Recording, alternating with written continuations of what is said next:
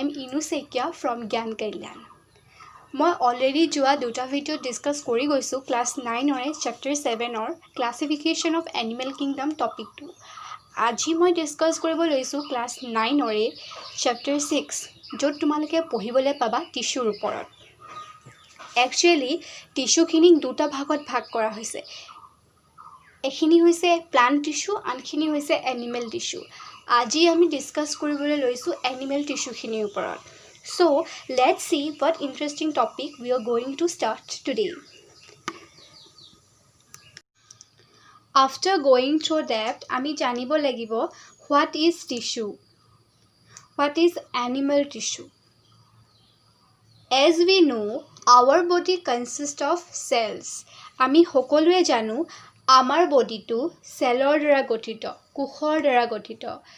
কি হয় যিবিলাক সেলস যিবিলাক কোষ স্ট্ৰাকচাৰেলি আৰু ফাংশনালি সেম হয় সেই সেলস বিলাক লগ হৈ পেলে টিস্যু ফৰ্ম কৰে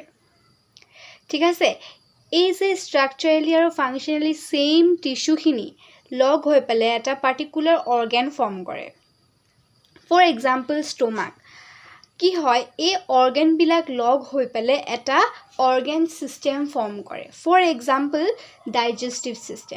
ডাইজেষ্টিভ সিস্টেমত আমি কেইবাটাও অৰ্গান দেখিবলৈ পাওঁ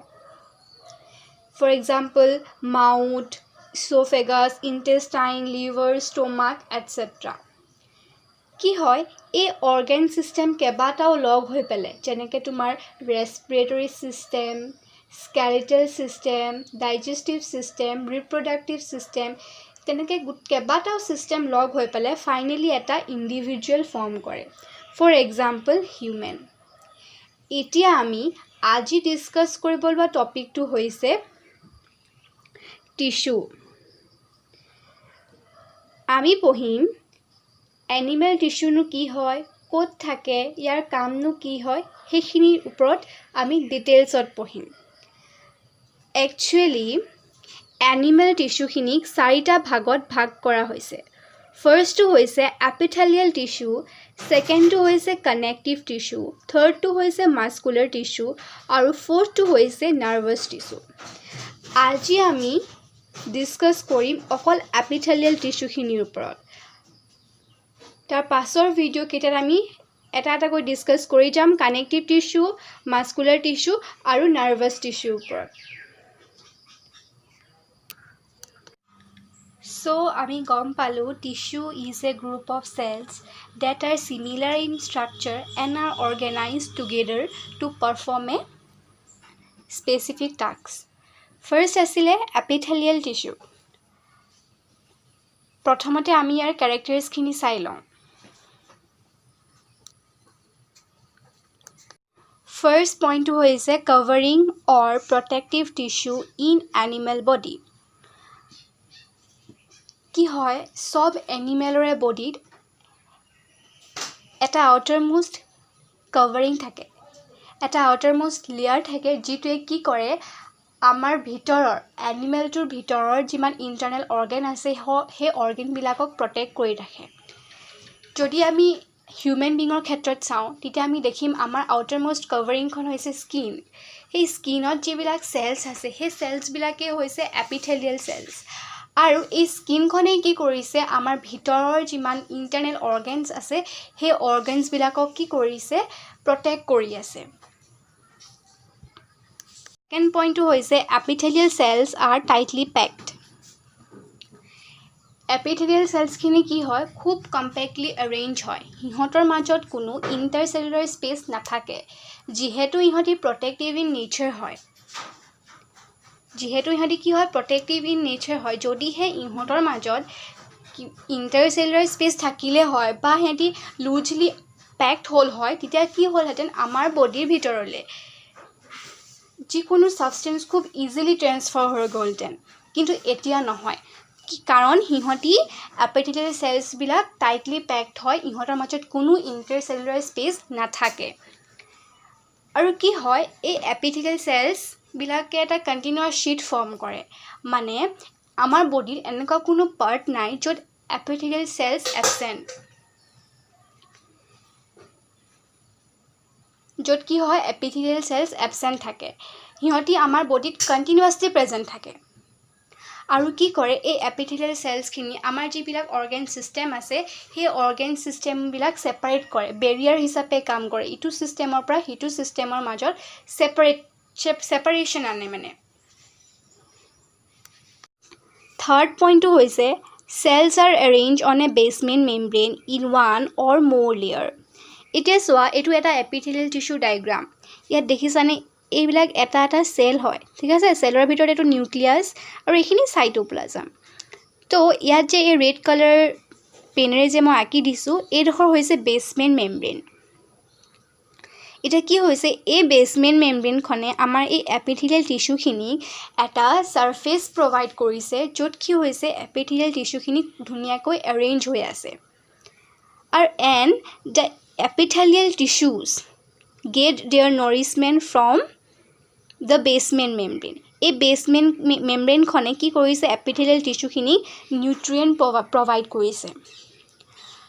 আৰু এই এপিথেলিয়েল টিস্যুখিনি বেলেগ এখিনি টিস্যুৰ পৰা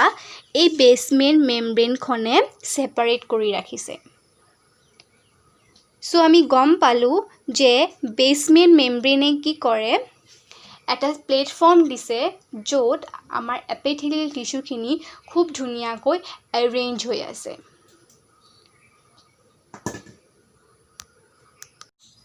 এতিয়া আমি পঢ়িম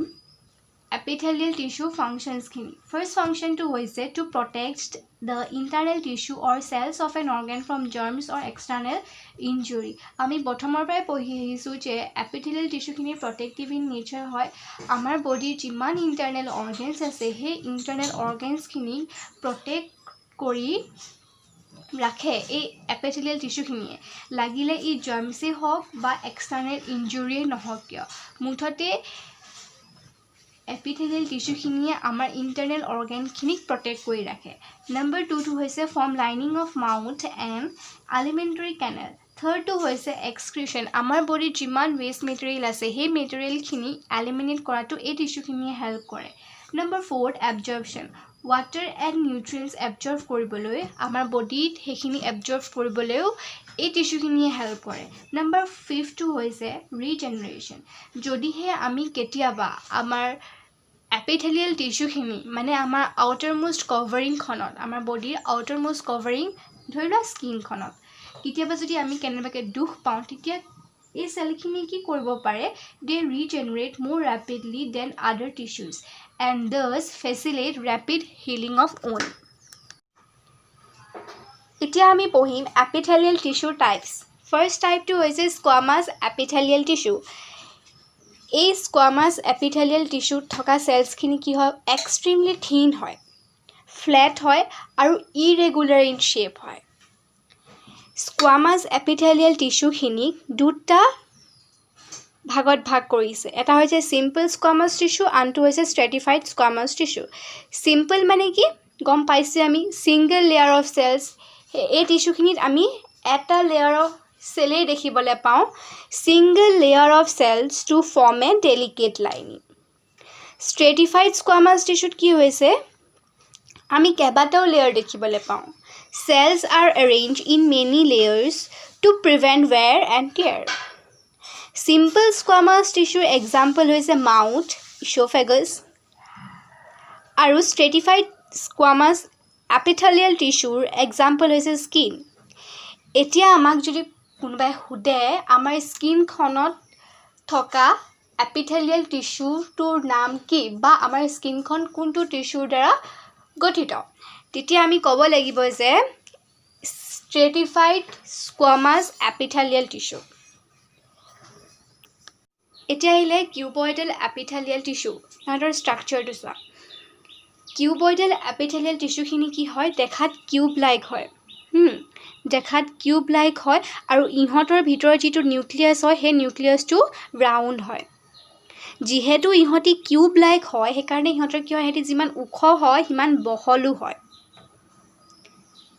কিউব হোৱাৰ কাৰণে ইহঁতক কি বুলি কোৱা হৈছে cuboidal epithelial tissue বুলি কোৱা হৈছে এতিয়া আহিলে অকাৰেন্স ইহঁতক আমি কোট পাওঁ thyroid gland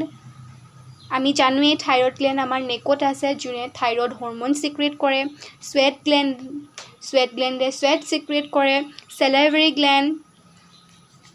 আমাৰ মাউথত আছে চেলাইভা সিক্ৰেট কৰে লিভাৰত পাওঁ আমি কিউবয়ডেল এপিথেলিয়েল টিস্যু আৰু ইনাৰ লাইনিং অফ কিডনি টিউবলছ এতিয়া আহিলে ফাংচনছখিনি এবজৰ্পশ্যন সিক্ৰেশ্যন প্ৰটেকশ্যন যিহেতু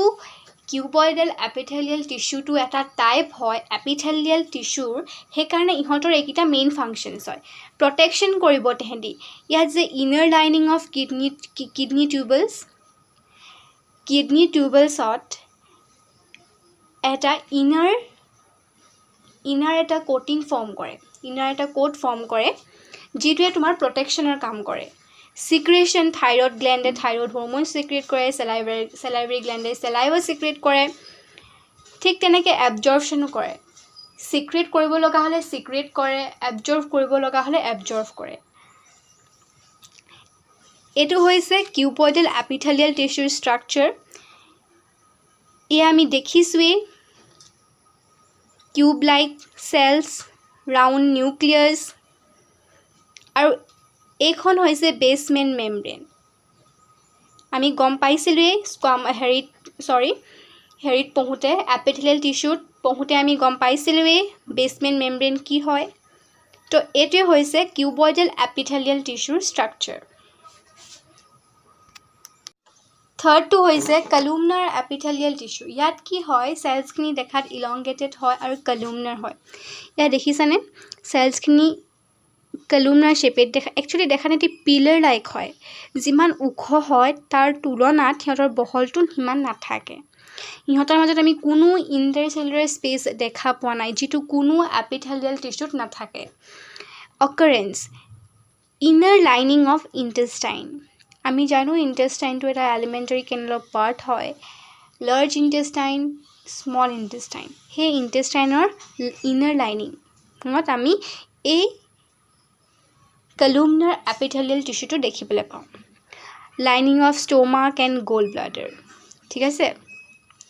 যিহেতু কি হয় columnar epithelial tissue is a type of epithelial tissue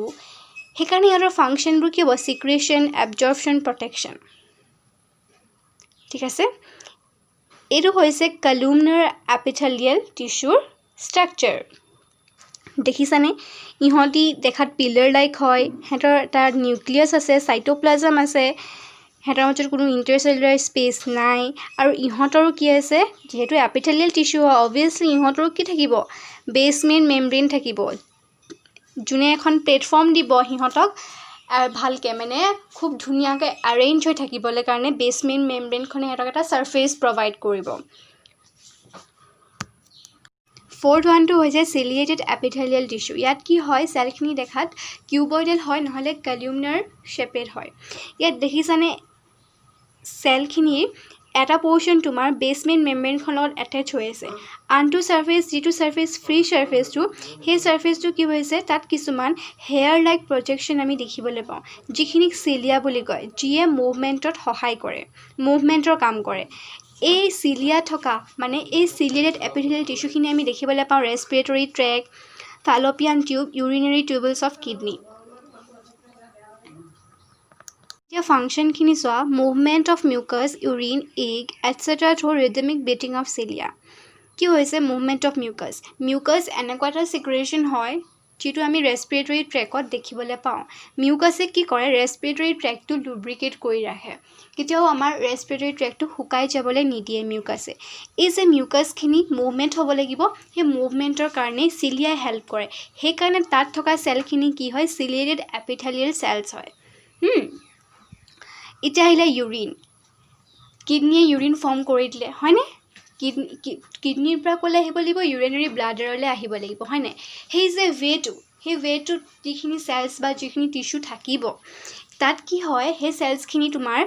চিলিয়েটেড এপিথেলিয়েল tissue হ'ব লাগিব কাৰণ তাত কি থাকিব লাগিব চিলিয়া প্ৰেজেণ্ট থাকিব লাগিব চিলিয়াই কি কৰিব through there rhythmic beating ইউৰিনখিনি move কৰিব ফ্ৰম কিডনি টু তোমাৰ ইউৰিনেৰী ব্লাডাৰ তাৰপিছত আহিলে তোমাৰ egg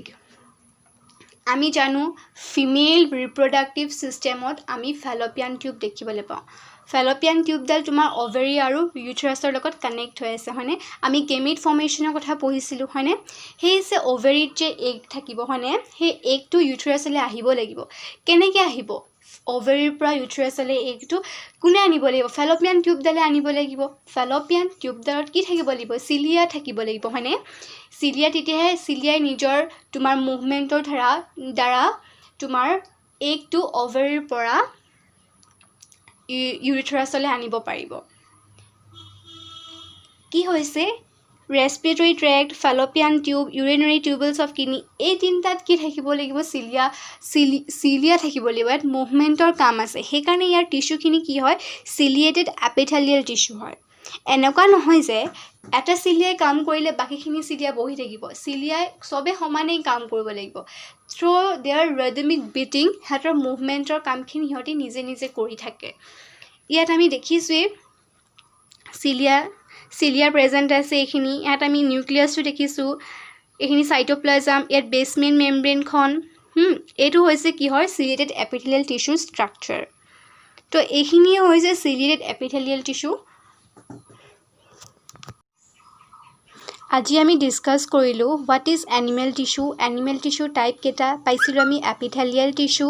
connective tissue muscular tissue and nervous tissue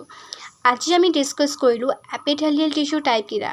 যিকেইটা আছিলে স্কুৱামাছ এপিথেলিয়েল টিচু কিউবইডেল এপিথেলিয়েল টিচু কলুমনাৰ এপিথেলিয়েল টিচু আৰু চিলিয়েটেড এপিথেলিয়েল tissue In the upcoming videos, I will come up with the remaining part of this topic. And I hope you will find it helpful. Thank you and stay tuned.